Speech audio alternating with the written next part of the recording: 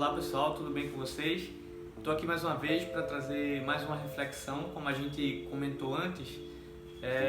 Durante esses dias a gente vai estar fazendo algumas postagens falando sobre a caminhada cristã, a nossa vida aqui na Terra como cristãos e tudo aquilo que a gente aprende na Bíblia sobre a nossa vida aqui na Terra, sobre os desafios que a gente enfrenta aqui na Terra e que nós aprendemos com cada um desses textos, com o que Deus tem a falar com a gente em cada um deles. Antes de a gente começar a nossa reflexão, eu queria convidar você. Se você ainda não é inscrito, se inscreve no canal, dá um like aqui no vídeo, comenta, porque assim o YouTube vai entender que esse vídeo é relevante e vai estar levando esse vídeo para mais pessoas.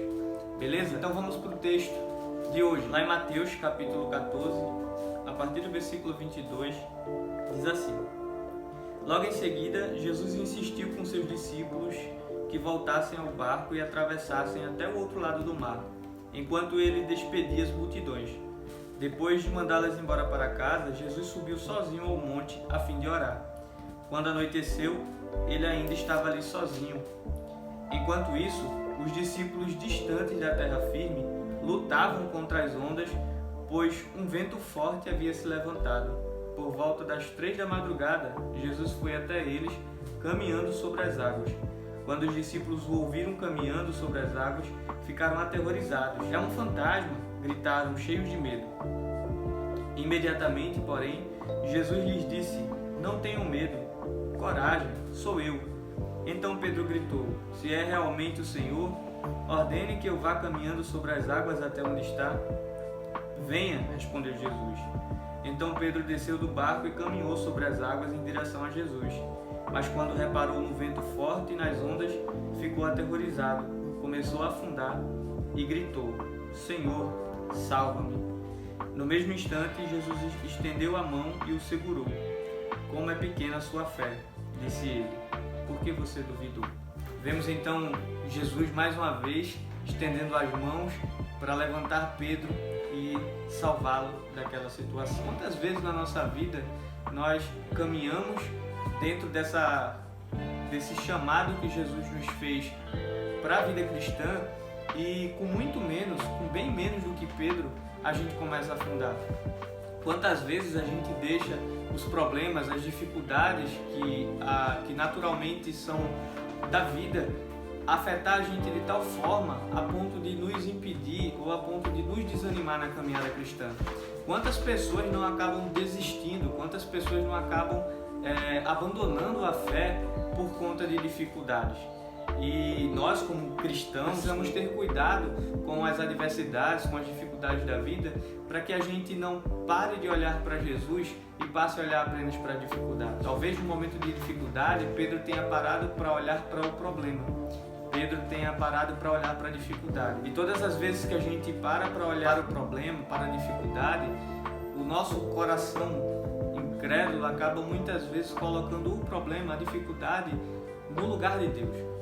Colocamos e substituímos o lugar de Deus e deixamos com que as dificuldades, as aflições tomem conta do nosso coração, tirem o nosso sono, nos impeçam de dormir, nos impeçam de orar.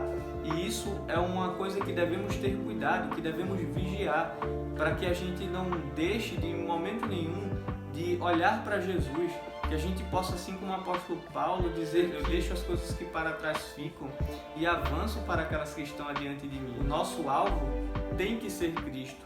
E a partir do momento que a gente para de olhar para o nosso alvo, a gente vai estar sujeito a sentir o barulho do mar, a sentir o vento forte batendo na gente e, como consequência, há um risco gigantesco da gente começar a afundar. Como Pedro, muitas vezes, ou até em situações menos difíceis do que a que Pedro passou, a gente tira Jesus do foco e por isso, muitas vezes, as aflições acabam tomando conta da nossa mente.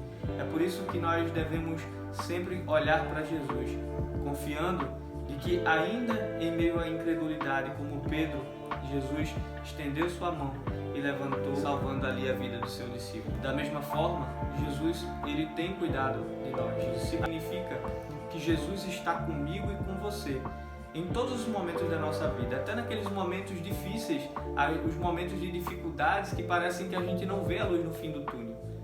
Tem muitas vezes que a gente parece olhar para frente e não ver uma saída, não ver uma solução. Mas até nesses momentos, e principalmente neles, nós, se pararmos para olhar para Jesus e não para os problemas, veremos que Ele está o tempo todo conosco. Está com os braços estendidos para nos levantar. Está com o seu amor, a sua graça, a sua misericórdia, permitindo que a gente acorde a cada manhã. E que a nossa vida seja uma vida de glorificar a Deus. Precisamos saber, precisamos confiar de que Deus está conosco. Eu não sei como foi o teu ano, eu não sei como tem sido os teus dias, eu não sei as lutas que você tem enfrentado, eu não sei as dificuldades que você tem passado, mas eu sei de uma coisa: eu creio num Deus que está de braços abertos e com as mãos estendidas para nos ajudar. Você precisa colocá-lo como prioridade em sua vida. Você precisa colocá-lo como centro da sua vida e confiar nele. Confiar que mesmo nos momentos de dificuldade, quando as nossas forças não são suficientes, quando a nossa alma grita, quando o nosso corpo treme, quando estamos afundando sem saber o que fazer, nós, ao olharmos para Cristo e colocarmos nele a razão da nossa esperança, encontraremos saída, encontraremos salvação. Pedro poderia até estar com medo, mas ele pediu a Jesus para descer do barco. Ele pediu para ir ter com Jesus. Ele correu os riscos, ele assumiu os riscos de sair do barco. Talvez os outros discípulos estivessem ali também com a mesma vontade, mas não tiveram a ousadia de sair, não tiveram a ousadia de dar um passo à frente e caminhar em direção a Jesus. Pedro saiu do barco e caminhou em direção a Jesus, apesar do medo. Quando ele começa a afundar, não significa que é o fim, significa que ele é frágil, significa que ele é insuficiente. No final das contas, no meio do caminho, as forças de Pedro não foram suficientes, porque as aflições fizeram com que Pedro começasse a afundar. Foi aí que Pedro olha para Jesus e vê que somente ele poderia salvá-lo. E é nesse momento que Pedro afunda e Jesus o levanta. É Jesus que vai em direção a Pedro, é Jesus que reergue Pedro e Jesus leva Pedro de volta para o barco. Jesus nos chamou para navegar nesse mar da vida e por isso precisamos confiar, clamar, orar e buscar mais comunhão com Deus em todos os momentos da nossa vida. Lembre-se sempre disso. Quem você tem deixado no controle da sua vida? Quem tem tomado espaço no seu coração? Angústia, dificuldades, ansiedade, temores? O que tem ocupado o teu coração? Que a tua vida possa estar na mão de Deus, pois Ele está de braços abertos para nos resgatar, para nos levantar e junto conosco nos fazer chegar até o alvo, a glória eterna.